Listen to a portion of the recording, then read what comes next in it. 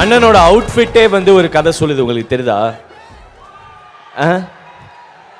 கருப்பாப்பா? ஆமாண்ணே. எல்லாருக்கும் வணக்கம், குட் ஈவினிங். நல்லா இருக்கீங்களா? தொண்டை கொஞ்சம் ஊடி பாப்பா ஒழுங்காக போகாதனால கட்டிக்கிச்சு. So good to see you guys. And Ram sir கொஞ்சம் நேரத்துக்கு முன்னாடி சொன்ன மாதிரி நான் இங்கே இருக்கிறதுக்கு ஒரு காரணம், இந்த படத்தோட one of the producer Nayanthara. So அவங்க தான் 3 நாளைக்கு முன்னாடி எனக்கு கூப்பிட்டாங்க, 2 நாள் முன்னாடி கூப்பிட்டாங்க, நேற்று இன்னைக்கு. இந்த டைரக்டர் வந்து எனக்கு கூப்பிடல, அவர் தான் இன்ஃபேக்ட் என்னோடய ஃப்ரெண்டு. பட் விக்னேஷ் சிவனுக்கு தலைக்கு மேலே நிறைய வேலை இருக்கும், அதனால் அவர் கூப்பிட்ருக்க மாட்டார், எனக்கு புரியுது படி. பட் எல்ஐகே இந்த படத்தோட கதை எனக்கும் 2012-13 தெரியும். விக்னேஷ் சிவனையும் எனக்கு அதே 2011-12 அந்த டைமில் தான் தெரியும். சினிமாவில் இருக்கிற எனக்கு ஒரு சில ஃப்ரெண்ட்ஸில் ரொம்ப கம்மி ஃப்ரெண்ட்ஸ், அதில் அவர் ரொம்ப முக்கியமானவர் விக்னேஷ் சிவன். அண்ட் நார்மலாக விக்னேஷ் சிவன் வந்து லக்கி மிக்கி பாய் ஏதோ சொன்னார் அவர், இங்கிலீஷ் கவிதை. அவர் நிஜமாலே லக்கி தான். அவருக்கு நிறைய பேருக்கு அவரை ரொம்ப பிடிக்கும், நயன்தாராக்கு ரொம்ப பிடிக்கும் அவரை. ஸோ ராம் சார் சொன்னார் நானும் ரவுடிதானில் வந்து கை பிடிச்சாங்கன்னு. ஸோ பக்கத்துலேருந்து நான் தான் பார்த்தேன் அதை. ஸோ என் முன்னாடி தான் அந்த காதல் கதை அப்படியே ஒவ்வொரு படிக்கட்டாக டெவலப் ஆச்சு. ஃபஸ்ட் வாட்டி என்கிட்ட வந்து சொல்லும்போது நான் வந்து சும்மாறா அப்படிலாம் இல்லை நிஜமாலேடா அப்படின்னு சொன்னான். எனக்கு கொஞ்சம் நம்ப முடியல, கொஞ்சம் கடுப்பாகவும் இருந்துச்சு. நிஜமாலே நயன்தாரா உன்னை லவ் பண்ணுறாங்களா அப்படின்னா, ஆமாண்டா அப்படின்னும் போது எனக்கு ரொம்ப ஹார்ட்லாம் வெடிக்கிற மாதிரி இருந்தது. பட் ஃப்ரெண்டு அவன் ரொம்ப சந்தோஷமாக போயிட்டு அப்புறம் நயன்தாரா கிட்டே கேட்டேன், ஏய் நீ விக்கியை லவ் பண்ணுறியா அப்படி கேட்கும்போது ஆமாண்ணே அப்படின்னா, அப்படியே அன்றைக்கி பார்த்த லவ் இன்றைக்கும் அவங்க வந்து அப்படி தான் லவ் பண்ணுறாங்க, உருகி லவ் பண்ணுவாங்க. ஸோ நயன்தாராக்கு விக்கியை பிடிக்கும், அனிருத்துக்கு பிடிக்கும், எல்லாருக்கும் பிடிச்ச பிரதீப் ரங்கநாதனுக்கு அவரை பிடிச்சி படம் பண்ணுறாங்க. ஸோ எல்லாருக்கும் அவரை பிடிக்கும். ஆனால் அவருக்கு வேண்டி ஒரு டவுட் இருந்துகிட்டே இருக்கும், நம்மளை எல்லாருக்கும் பிடிக்குமா, நம்ம பண்ணுறது எல்லாருக்கும் பிடிக்குமா, நம்ம படம் பிடிக்குமா, டவுட் இருந்துகிட்டே இருக்கும். ஒரு நாள் நான் வந்து iPhone 12, 10 ஏதோ ஒரு ஃபோன், மினி ஃபோன் வாங்கிட்டு அவன் வீட்டுக்கு போனேன். லைஃப் பயங்கரமாக இருக்குடா, உனக்கு சந்தோஷமாக இருக்க, நினச்சா ஒரு ஃபோன் வாங்குறேன், உன் லைஃப் சூப்பராக இருக்குடா அப்படின்றா. நான் வந்து இல்லைடா ஒரு ஃபோன் தான் 36,000 பரவாயில்லடா, 36,000 ஃபோனுனால வாங்க முடியுது, லைஃப் பயங்கரமாக இருக்குடா, நம்மளுக்கு தான்டா கரெக்டாகவே இல்லை அப்படின்னா. அப்போ தான் அவன் புதுசாக ஒரு வீடு வாங்கியிருந்தான், வாசலில் ஃபெராரி கார் நிற்குது, நயன்தாராவோட கல்யாணம் ஃபிக்ஸ் பண்ணியிருக்கிறாங்க. எனக்கு வந்து அப்பா இதெல்லாம் உனக்கு தெரில, உனக்கு இந்த ஐஃபோன் தெரியுதான்னு. ஸோ எல்லாருக்குமே விக்கியை பிடிக்கும், விக்கிக்கு எல்லாம் நல்லது நடக்கும். விக்கி வண்டி ஒரு டோர் போட்டு ரொம்ப டைட்டாக மூடி வச்சுப்பார், அதை வந்து அலோவ் பண்ண மாட்டார்.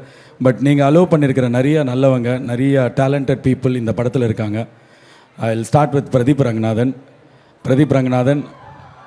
நிறைய பேர் கேட்பாங்க, எல்கேஜியில் வந்து என்னோடய படம் எல்கேஜியில் ஃபஸ்ட்டு சீன் வந்து என்கிட்ட வந்து லவ் பண்ணுற 2 பேர் வருவாங்க.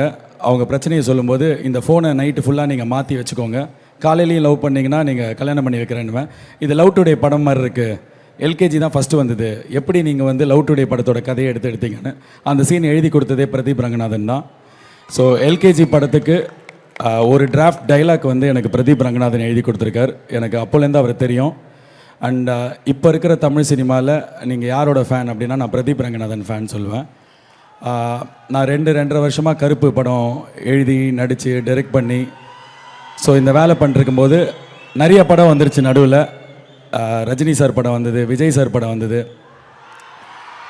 ஸோ இதெல்லாம் டீமோட எல்லோரும் ஒரு 15-20 பேர் போகணும் அப்படின்னு ஆசைப்படுவோம். அதே டைமில் தான் வந்து டூட் வந்தது. ஸோ எப்படி அவங்க படத்தில் ஃபஸ்ட் டே போகணுன்னு ஆசைப்பட்டோமோ, அதே மாதிரி நாங்கள் டீமோட ஃபஸ்ட் டே போகணுன்னு ஆசைப்பட்டது உங்களோட டூட் படம். ஸோ நிறைய யங்ஸ்டர்ஸ் நீங்கள் கவர்ந்துருக்கீங்க. நான் யங்ஸ்டராக தெரியல, பட் ஸ்டில் எனக்கு வந்து உங்களை பார்க்கும்போது ரொம்ப பெரிய ஸ்டார் பார்க்குற மாதிரி இருக்குது Pradeep. I always envied you as a great talent and I'm very happy உங்களுக்கு அதுக்கான ரெக்கக்னேஷன் கிடைக்குது. You will be here for a long time and ரொம்ப வருஷத்துக்கு பெரிய ஸ்டாராகவே இருப்பீங்க. நீங்கள் பண்ணுறது ஸ்க்ரீனில் ரொம்ப பிடிக்குது பார்க்குறதுக்கு, ஏதாவது ஒன்று பண்ணிகிட்டே இருக்கீங்க. ஸ்டார்டிங்கில் வந்து எனக்கு டூட் படம் பார்க்கும்போது முதல் ½ அன் ஹவர்க்குன்னா இவன் வந்து பால் பாக்கெட்டை வாயில் கிடைக்கிறான், இதை தூக்கி போடுறான், அப்படிலாம் இருந்தது. பட் 35th மினிட்லேருந்து ரொம்ப பிடிக்க ஆரம்பிச்சிருச்சு. I am big fan of you Pradeep, congratulations. And Anirudh, இந்த படத்துக்கும் அனிருத்துக்கும் எனக்கும் ஒரு சம்மந்தம் இருக்குது. இந்த படத்தில் ஒரு பாட்டு யூஸ் பண்ணியிருப்பாங்க, ஆக்கோலேருந்து அந்த பாட்டு வரும். அந்த படத்தில் ஆக்கோ படத்தில் அனிருத் ஹீரோவாக நடிக்க வேண்டியது, நான் அனிருத் 2 பேரும் சேர்ந்து நடிக்க வேண்டிய படமாக அது இருந்திருக்க வேண்டியது. ஸோ அவசரமாக போயிட்டு ஒரு நைட் நாங்கள் போய் முடியெலாம் வெட்டிட்டோம் படத்துக்கு, ஃபோட்டோ ஷூட்டுக்கு முடி வெட்டினோன்னு அந்த ப்ரொடியூசர் பார்த்துட்டு சூப்பராக இருக்கீங்க சார் அப்படின்னு சொல்லிட்டு ஒரு செக் எழுதி கொடுத்தாரு 2 லட்ச ரூபாய்க்கு. நான் வந்து என் பையனுக்கு ஃபஸ்ட்டு பர்த்டே கொண்டாடணும்னு சொல்லிட்டு அடுத்த நாளைக்கு அந்த செக்கை போட்டு படத்தில் நடிக்க போகிறேன்னு சொல்லிட்டு ஃபஸ்ட்டு பர்த்டே பயங்கர விமர்சையாக கொண்டாடி எல்லாரையும் கூப்பிட்டு பிரியாணிலாம் போட்டுலாம் பண்ணிட்டேன் 10 நாளில் பார்த்தா அனிருத் நடிக்க மாட்டேன்ட்டார். ஐயோ இப்போ காசு திருப்பி கேட்பாங்களேன்னு ஒரு பயம். ஏன்னா அப்போ வந்து 2 லட்ச ரூபாவே வந்து பெரிய காசு. ஸோ சடனாக பார்த்தா அந்த ப்ரொடியூசர் எனக்கு காலே பண்ணல. 1 மாதம் ஆச்சு. 1 மாதம் கழிச்சு நான் அந்த ப்ரொடியூசர்கிட்ட என்கிட்ட ஒரு ஈவெண்ட் பண்ணி கொஞ்சம் காசு இருந்தது, கொடுத்துடலான்னு கால் பண்ணேன். அந்த ஆக்கோ படத்தோட டைரக்டர் அந்த ப்ரொடியூசர் எல்லாம் உட்காந்துருக்கும்போது கால் பண்ணால் ஸ்பீக்கரில் போட்டிருந்தாங்க, இந்த மாதிரி தீபன் அந்த 2 லட்ச ரூபாயில் ஒரு 1 லட்ச ரூபாய் இப்போ கொடுத்துட்டான் ப்ரோ, அது அணி எப்போ கொடுத்துட்டாரு, வாங்கக்கூடாது அவர்கிட்டன்னு சொல்லிட்டாரு அப்படின்னாரு. ஸோ அந்த 2 லட்ச ரூபாய் வந்து என் பையனோட ஃபர்ஸ்ட் பர்த்டே கிஃப்ட் அப்படின்னாரு. ஸோ அனிருத்தோட why this Kolaveri I think என் ஷோவில் தான் லான்ச் ஆச்சு. நான் தான் ஃபர்ஸ்ட் லான்ச் பண்ணேன். அப்போலேருந்து அவர் எனக்கு வந்து என்னோட தம்பி மாதிரி. அண்ட் அப்போலேருந்து அவர் வந்து விக்னேஷ் சிவனுக்கும் ஒரு மிக பெரும் பில்லர். அவரோட முதல் படத்துலேருந்து கூட இருக்கார். நிறைய நேரத்தில் அவரை பிடிக்காத மாதிரி தான் இருக்கும், கடுப்பேற்றுவார் விக்னேஷ் சிவன். ஆனால் அதெல்லாம் மீறி ஃபேமிலி தான் கூட நிற்கும்.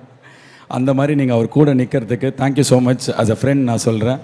அண்ட் உங்களோட மியூசிக் நானும் ரவுடி தான்லேருந்து இப்போ இந்த படம் வரைக்கும் அவ்வளோ பெரிய சப்போர்ட்டாக இருந்திருக்கு விக்னேஷ்க்கு.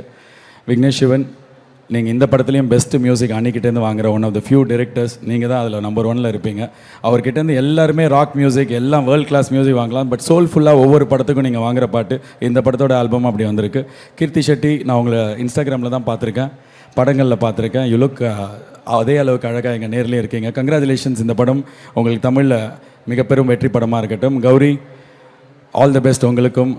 96ல் பார்த்தேன் ஒரு ப்ரெஸ் மீட்டில் ஒருத்தர் வச்சு லெஃப்ட் ரைட் வாங்கினீங்க, அதுலேயும் வந்து ஃபயர்லாம் நானும் விட்டேன்.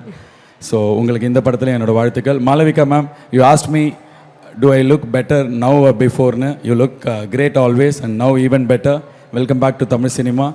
And Rajeevan sir, Muthuraj sir and Pradeep E. Raghav, உங்கள் கூடலாம் இது வரைக்கும் நான் ஒர்க் பண்ணதில்லை, but I envy your work. And Pradeep E. Raghav, Vignesh Shivan தான் என்கிட்ட சொன்னார், இந்த ஜென்ரேஷனோட ரொம்ப முக்கியமான ஒரு எடிட்டர் நீங்கள் அப்படின்னு சொல்லிட்டு, முக்கியமான ஒரு டேலண்ட்டுன்னாரு. அண்ட் கண்டிப்பாக அது உண்மை தான். நீங்கள் இன்னும் நிறையா செம்ம மேஜிக் பண்ணணும். I'm wishing you well. அந்த என்டையர் டீமுக்கு, எல்ஐகே டீமுக்கு, இது ரொம்ப நிறைய ஸ்ட்ரகிள் தாண்டி வர படம். விக்னேஷ் சிவன் இந்த படத்தை ரொம்ப வருஷமாக கன்சீவ் பண்ணி கரெக்டாக மெட்டீரியலைஸ் பண்ண ட்ரை பண்ணார். இப்போவும் வந்து இந்த படம் பின்னாடி ஒரு பெரிய பெயின் இருக்குது. 4 வருஷம், அதாவது ஒரு பிஇ நீங்கள் இந்த காலேஜ்லேருந்து படிச்சுட்டு போகும்போது எப்படியோ அது மாதிரி ஒரு 4 இயர்ஸ் ஒரு கோர்ஸ் மாதிரி தான் இதை அவர் அட்டன் பண்ணியிருக்காரு. சீக்கிரமே எக்ஸாமை எழுதிட்டார், ரிசல்ட் 10ஆம் தேதி. ஸோ எல்லோரும் போய் தேட்டரில் பாருங்கள், உங்களுக்கு பிடிக்கும், எல்லாருக்கும் நம்மளுக்கெல்லாம் பிடிக்கும்னு நம்புகிறோம். All the best Vignesh Sivan, good luck. நீங்கள் ஒரு பயங்கரமான டேலண்ட், தமிழ் சினிமாவில் இருக்கிற ஒரிஜினல் ஃபிலிம் மேக்கரில் நீங்கள் ஒருத்தர்.